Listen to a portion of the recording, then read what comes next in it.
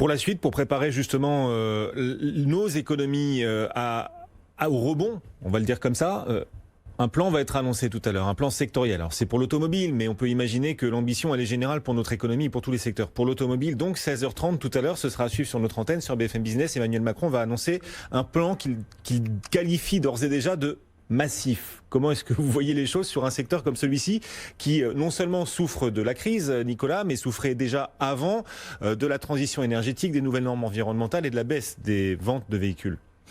Oui, alors là, effectivement, il y a plusieurs facteurs. Effectivement, donc il y a je pense que le point principal, c'est que la crise existait d'ores et déjà avant ça. En Europe, il y a quand même 14 millions d'emplois qui sont concernés pour le secteur automobile, donc c'est quand même significatif. Que si je prends uniquement les emplois industriels, c'est 3,5 millions, c'est-à-dire en gros plus de 10% de l'emploi industriel européen. Donc effectivement, c'est un secteur qui est absolument stratégique, qui est d'ailleurs considéré, qui devrait être considéré comme stratégique et protégé comme tel.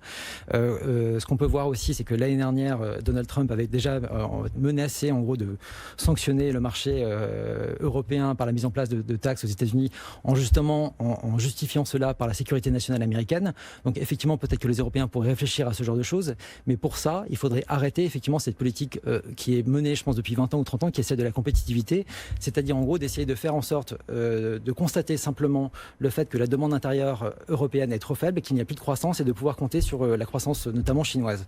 Effectivement, les constructeurs allemands sont parvenus à faire ça, c'est-à-dire que notamment pour le Volkswagen, par exemple, le nombre de ventes en Chine est très important, c'est plus de 30% de leurs ventes aujourd'hui, alors que les constructeurs français sont, encore une fois, très dépendants du marché intérieur européen et notamment français. Si on voulait faire vraiment un plan de relance qui serait cohérent avec ce qu'on peut faire pour les constructeurs français, ça serait donc de faire en sorte que la relance européenne soit massive à l'intérieur, mais généralement. Ensuite, effectivement, on peut cibler par diverses mesures. Ensuite, il y a aussi une injonction contradictoire, je pense, pour le président Macron, qui est celle de vouloir faire du vert en même temps et de relancer le secteur automobile, alors même que ce qu'on voit aujourd'hui, notamment ce qui devrait être annoncé dans les prochains jours, c'est-à-dire la nouvelle batterie de Tesla, qui risque quand même d'arriver à faire en sorte que le modèle électrique soit moins cher et plus performant que le moteur à essence traditionnel, et là qui pose vraiment un problème. Donc là, on peut voir effectivement la réponse qui a été faite, c'est-à-dire en gros d'essayer de créer une alliance de la batterie en Europe. Pour l'instant, c'est encore très timide. Quand on voit les montants qui sont annoncés, c'est même pas la moitié de ce qui a été mis en place par General Motors. Est-ce que d'ailleurs on se trompe pas de combat sur l'électrique, on a perdu le combat, est-ce qu'il ne faudrait pas investir sur le combat suivant, à savoir la voiture à hydrogène, là, pour le coup? Ou alors essayer de profiter de ça et de changer, et d'essayer de se rendre compte effectivement que pour répondre à la demande énergétique qu'il va y avoir avec ces batteries électriques, peut-être que la seule réponse est le nucléaire, et que finalement, sur le dossier nucléaire, la France a peut-être un avantage, en tout cas historique, c'est plus le cas forcément aujourd'hui, mais c'est de pousser une filière qui a un avenir sans doute important. Jacques, la reprise, elle passera aussi par la consommation. Comment stimuler la consommation? Comment convaincre les Français de consommer alors qu'ils épargnent comme jamais en ce moment, bien évidemment? Alors il y a beaucoup de pistes qui sont évoquées. Gérald Darmanin souhaite pousser à fond l'épargne salariale. D'ailleurs, est-ce que pour vous ça peut être une piste efficace pour sécuriser les Français, leur permettre certes d'épargner, de préparer leur avenir, mais aussi préparant mieux leur avenir, et étant donc peut-être plus serein dans le présent, davantage consommer? Est-ce que ça vous semble être un cercle possible? Non. Je vais vous répondre très simplement non, et pour une raison très simple. Plus on suscite des nouvelles qui sont des nouvelles anxiogènes pour la population, que ce soit sur les retraites, toute une série de secteurs, plus la population tend à épargner. Et donc, moins elle consomme. Alors après, il faut se poser deux questions. D'abord, quel type de consommation veut-on ? Ça, c'est très clair. Est-ce que l'on veut une consommation qui soit comme avant l'épidémie? Est-ce que l'on veut développer plutôt des nouvelles consommations? Quelle est la part entre les consommations individuelles et les consommations collectives?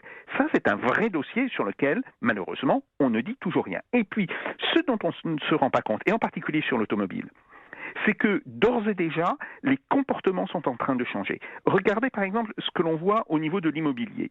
Vous avez en région parisienne 200 000 ménages qui se disent prêts dans les années qui viennent, dans les 3 ou 4 ans qui viennent, à aller acheter quelque chose à la campagne, justement, parce qu'ils craignent le retour de politiques de confinement dans les années qui viennent. Or, si on va s'installer à la campagne, évidemment, il va falloir augmenter la flotte de véhicules individuels. Donc là, en réalité, je pense que quand on réagit au niveau du secteur automobile, oui, bien sûr, il faut le faire, parce qu'il y a une crise à la fois structurelle et une crise très conjoncturelle, mais en réalité, ce que l'on voit, c'est que avec la manière dont est en train de se redéployer l'habitat, ou dont va se redéployer l'habitat dans les années qui viennent, il va falloir se poser une vraie question.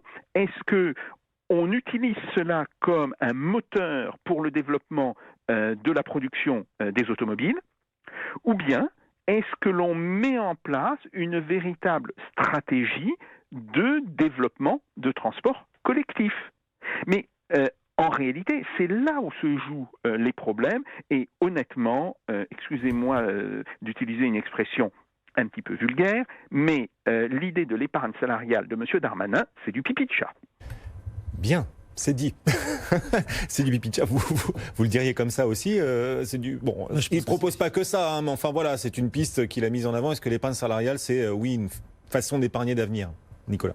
Je pense que c'est surtout pas le problème actuellement. Effectivement, le problème c'est surtout la consommation. La question de l'épargne, effectivement, se pose aujourd'hui avec quand on voit l'élévation du niveau d'épargne, et on va devoir affronter ça parce que ça a des conséquences, notamment sur le commerce extérieur, d'avoir une épargne aussi faible, notamment qui va se traduire en plus par une espèce de dichotomie très importante avec un niveau d'épargne très élevé et un effondrement de l'investissement de l'autre côté. Ce qui veut dire que structurellement, mécaniquement, on aura un problème qui va se poser sur la question des excédents commerciaux européens, et notamment ce qui peut raviver encore une fois la crise qu'on peut avoir avec les États-Unis. Justement, vous évoquez cette crise avec les États-Unis et la question protectionniste aussi qui monte en puissance, avec au milieu Hong Kong qui devient à nouveau un enjeu entre Américains et Chinois. Est-ce que cette question protectionniste et le retour des menaces risquent de plomber la reprise qui démarre à peine? Mais je pense que c'est un sujet qu'on voit pas beaucoup aujourd'hui, mais effectivement qui me semble être essentiel, parce que dès 2010, Barack Obama avait indiqué que, en gros, les Européens ne peuvent pas compter uniquement sur la croissance américaine pour essayer de financer leur sortie de crise. Or, les Européens ont continué à faire ça, c'est-à-dire en gros, on consomme peu et par contre, on va essayer de produire au maximum pour créer des excédents. Effectivement, on a créé des excédents gigantesques, notamment sur les États-Unis. Arrive Trump au pouvoir, évidemment, c'est la même politique qui était menée par Obama, mais avec un ton un petit peu différent. Et on a commencé effectivement à avoir des menaces sur la filière européenne, notamment les exportations européennes en direction des États-Unis. Évidemment, si jamais ce qu'on est en train de faire, c'est répéter les mêmes erreurs, c'est-à-dire de nouveau faible croissance en Europe, forte croissance aux États-Unis pour la sortie de crise. Dans ce cadre-là, si jamais ça arrive comme ça, on aura effectivement une demande plus soutenue aux États-Unis qui va attirer les importations européennes. Par contre, de l'autre côté, on n'aura pas le même effet. Ce qui veut dire qu'encore une fois, on créera de nouveaux excédents sur les États-Unis. On va raviver de nouveau la colère des Américains, et notamment de Donald Trump.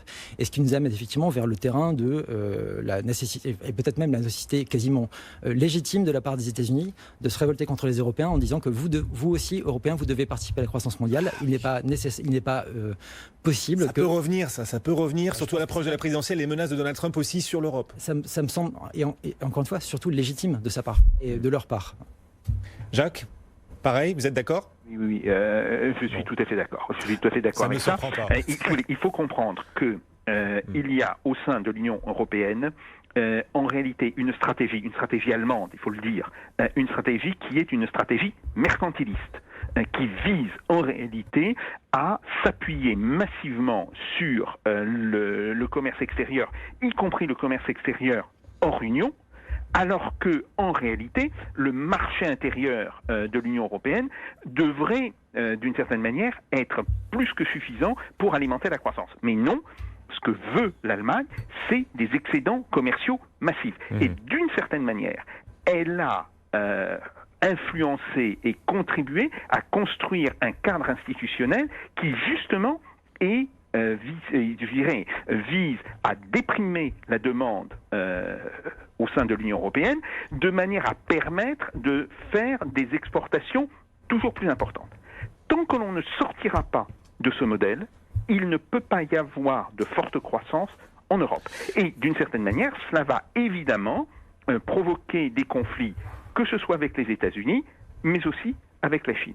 Donc, en réalité, c'est ce type de stratégie mercantiliste qui est génératrice de conflits géopolitiques et non pas des politiques protectionnistes. Merci à tous les deux. C'était le face-à-face. Deux points de vue parfois contradictoires, parfois complémentaires.